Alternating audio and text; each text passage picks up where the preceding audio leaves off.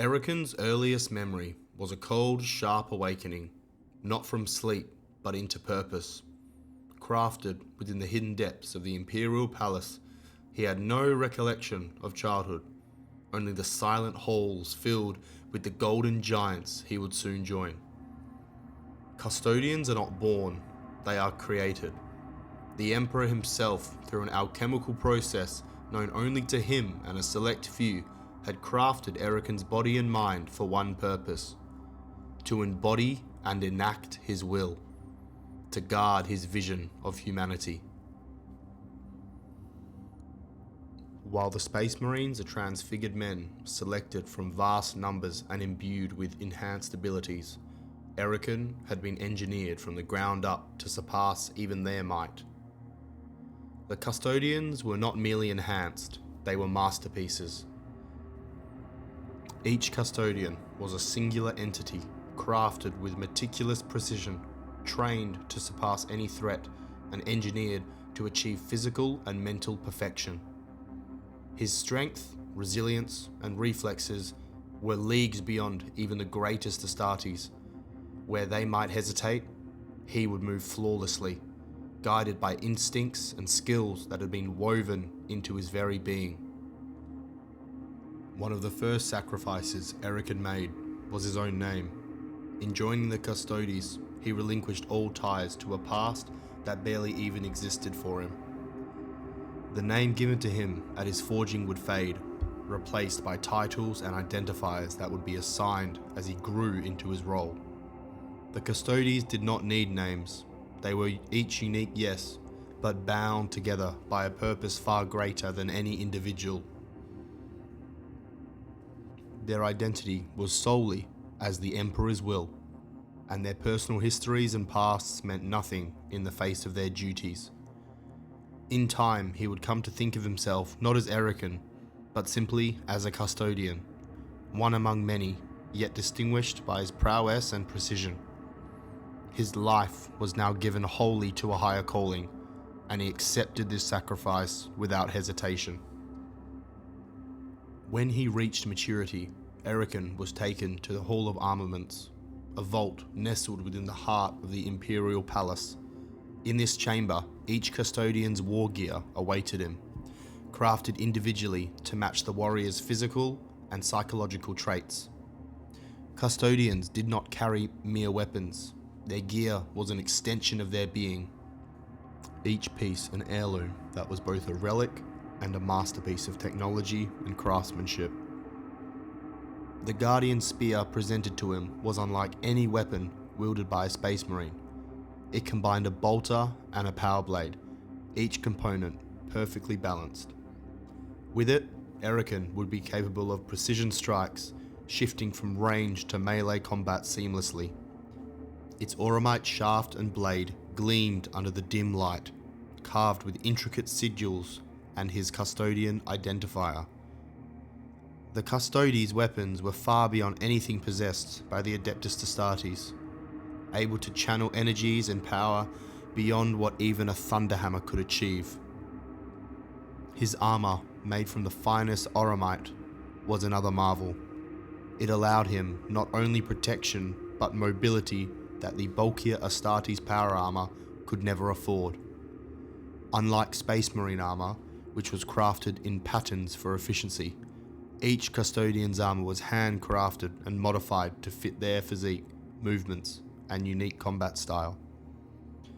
Erican's armor glowed with an ethereal golden hue, inscribed with the Terran glyphs and subtle iconography of Terra's ancient history. It was more than armor. It was a monument to the Emperor's vision of humanity perfected. Erican's training extended beyond the battlefield. Unlike the Space Marines, who operated largely on a galactic scale, the Custodes were responsible for every aspect of Terra's security. Through a vast network of informants, spies, and loyal agents, known simply as the Eyes of the Emperor, they maintained surveillance over Terra and beyond. This network comprised of former Imperial operatives, loyal subjects, and even hidden agents placed in high-ranking positions. Erican and his brothers knew that no threat to the throne could ever arise undetected. In this way, they weren't just Terra's warriors, but its unseen watchers, the Emperor's ultimate authority against any subterfuge. It was through this network that Erican first learned of a developing heretical cult on Luna, an uprising among ancient Mechanicum forges long forgotten by many on Terra. These forges had been inactive for centuries, but now rogue Mechanicum priests had resurrected them, creating abominable weapons using forbidden technologies. Erican stood with the vast gilded corridors of the Imperial Palace, the heart of Terra and the Imperium itself. Here, the golden glow of the custodian armor was reflected endlessly in polished stone and ancient banners. This wasn't merely a fortress, it was a symbol of the Emperor's unity, guarded by warriors whose loyalty was unquestionable, who held ranks not merely as stations, but as deep commitments to duty. Every rank among the Custodes represented a unique form of devotion. Each Custodes assigned a role suited to his perfected talents. Custodes did not follow a rigid hierarchy like the Astartes, yet even among these elite warriors, distinctions existed. Erican, a custodian guard, was one of many sentinels who held vigil across the Imperial Palace. As a guard, his role was focused on vigilance and battle readiness, a defender of Terra's sanctity with skills honed through years of intensive training in martial kata stances and direct combat techniques. The custodian guards were the backbone of the 10,000, always prepared to strike with precision. Among his ranks, Erican often encountered the custodian wardens, men who were not only warriors, but symbols of wisdom and authority within their brotherhood. The wardens bore additional responsibilities, acting as spiritual guides and advisors to young Custodes. They wore additional ornamentation, barring marks of service in their auramite armor that indicated their seniority and experience. These warriors were stalwart protectors of the Emperor's inner sanctum and possessed insight tempered by centuries of service, able to make snap decisions that could alter the fate of Terra itself.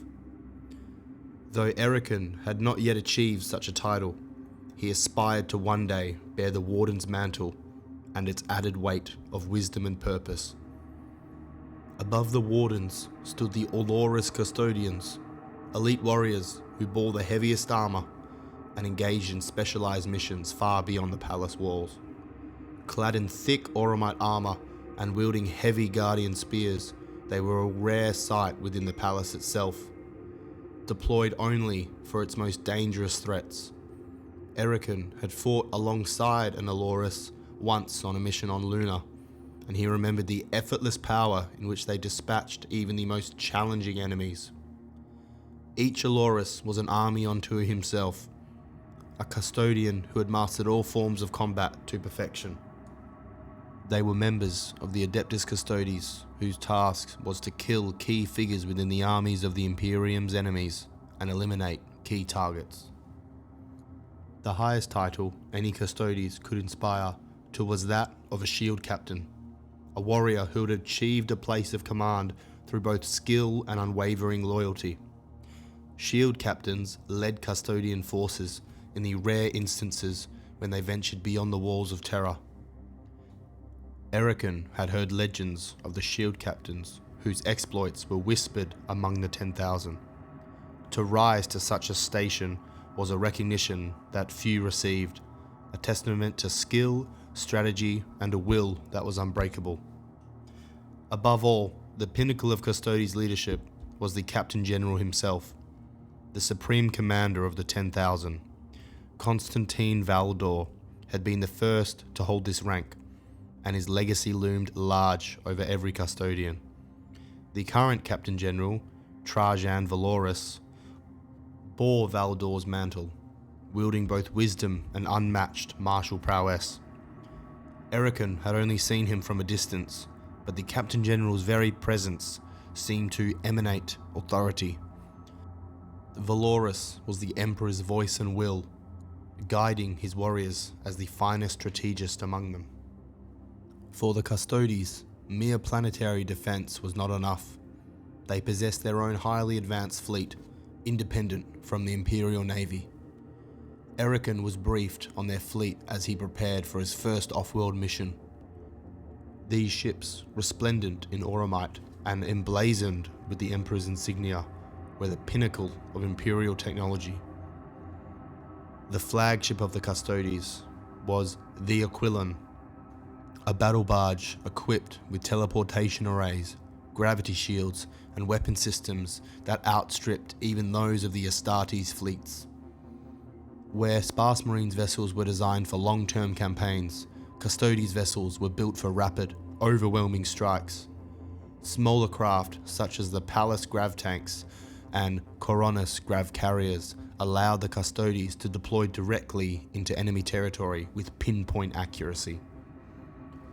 In times of great need, the Custodes also employed the Telamon Heavy Dreadnought, a towering armoured war machine that housed the bodies of fallen custodians. Erican's instructors spoke with reverence of these warriors who continued their service even after being gravely injured. Their consciousness preserved within the Telamon to fight against humanity's enemies with unstoppable might. These dreadnoughts were not deployed lightly. They were sent forth only when the threat was so dire that even the Custodes needed extra power. With the network of eyes verifying the threat on Luna, a small custodian force was dispatched, including Erican. They would travel aboard the Aquilon, deploying straight into the heart of the Mechanicum forges.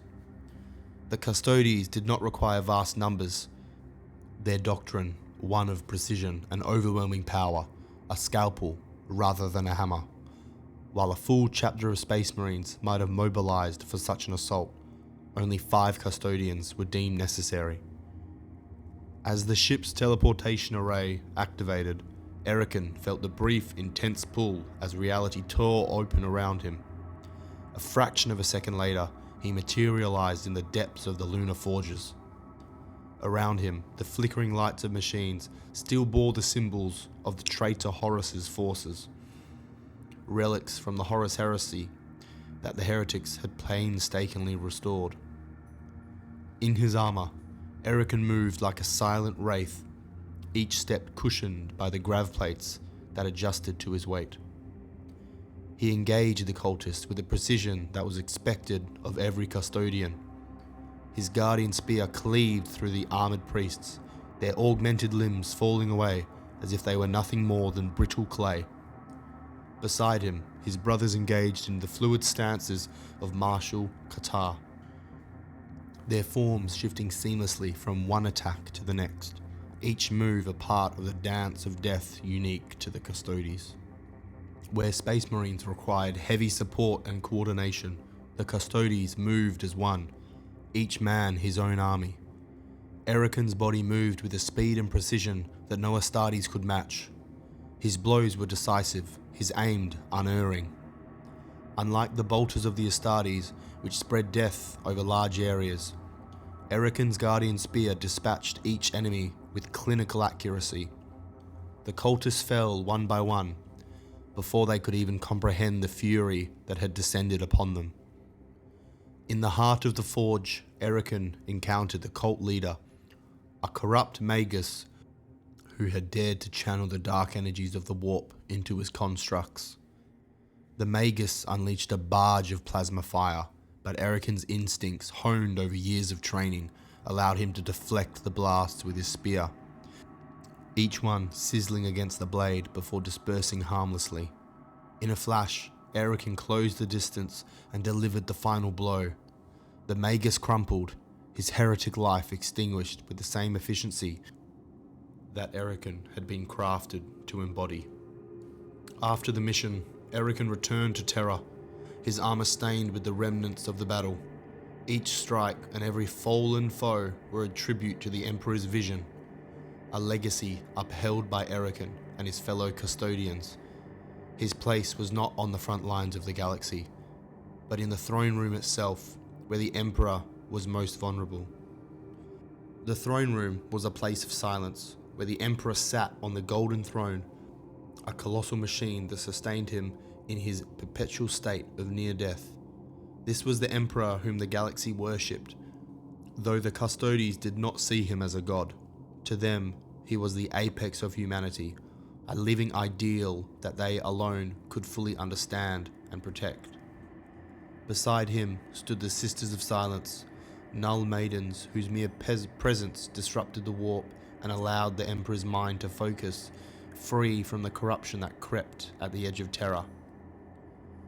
Erican felt his life stretch before him, an unbroken oath as eternal as the throne itself. There was no end to his duty, no conclusion to his service. The vigil was unending, and his life would be one of unbroken loyalty, of readiness, of perfect vigilance. And so he took his place among the ranks of the 10,000, knowing he would stand forever as the Emperor's shield, a custodian forged by the Emperor's hand, bound to defend his throne until terror itself fell to dust. Erican settled into his station within the Imperial Palace, a place that was both a fortress and a sacred monument. The palace was beyond anything a mere mortal could comprehend. Vast halls that seemed to stretch into infinity, walls and statues adorned with symbols from Terra's ancient past and relics from wars as old as time. The palace's outer walls, made of plasteel and adamantium, were built to withstand any siege, while the interior corridors were filled with priceless artifacts and the solemn weight of history. Erican knew he walked among the ghosts of millennia. Each hall whispered the names of heroes who had fought to preserve humanity's future.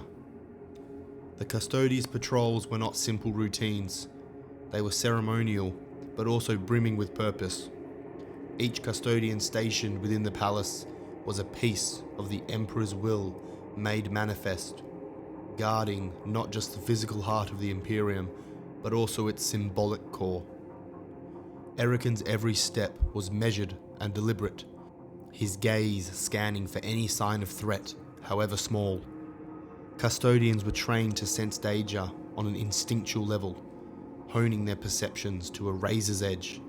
Even the faintest anomaly, a shift in air, a foreign scent, the softest sound, could signal a potential threat. In this hallowed place, silence was paramount. Custodes communicated without words, using subtle hand signals and glances that could convey entire strategies. Their silence was practical, but also symbolic. They were here not to speak, but to guard. The only sounds were the soft hum of distant machinery, the faint crackle of energy shields maintaining the palace's security, and the steady, silent march of custodian boots. To the untrained eye, Erican's vigilance might have appeared excessive. The walls of the Imperial Palace were impenetrable, reinforced by technology that made even the hardest fortresses seem fragile. But Erican knew better than to trust merely in walls and armor. The Emperor's greatest enemies had come from within. Erican's duty was not only to protect against external threats, but also to detect and prevent any hint of treachery that could arise within the palace's own walls. Among the most significant places Erican guarded was the Hall of Eternity, a corridor lined with the statues of the Emperor's greatest warriors, where the Imperial throne itself could be glimpsed from afar. Erican often found himself assigned here, standing motionless before the ancient doorways. Every custodian was proud to serve here, where they could keep a vigilant eye on the Emperor's throne, a privilege and duty as eternal as the stone statues flanking the halls. Days blurred together within the palace, each moment a repetition of watchfulness. Erican was at once a soldier and a sentinel, his purpose clear and undiminished by the passing of time. Yet he felt the subtle gravity of his post and the centuries of loyalty that custodians before him had upheld. His gaze often fell upon the golden doorways and the massive marble columns adorned with banners from Terra's earliest wars, symbols of the Emperor's relentless pursuit of unity and order. It was in one of these moments that Erican felt a shift in the air, a faint echo that barely brushed his senses. His hand tightened around his guardian spear as he scanned the hall, his mind running through countless battle scenarios, each calculated to eliminate any threat within seconds. He exchanged a glance with a fellow custodian across the hall, both of them instantly alert to the faintest hint of danger. Here, in the heart of the palace, no caution was too great. This was the center of the Imperium, the seat of the Emperor, and it was their solemn duty to ensure nothing could ever threaten its sanctity.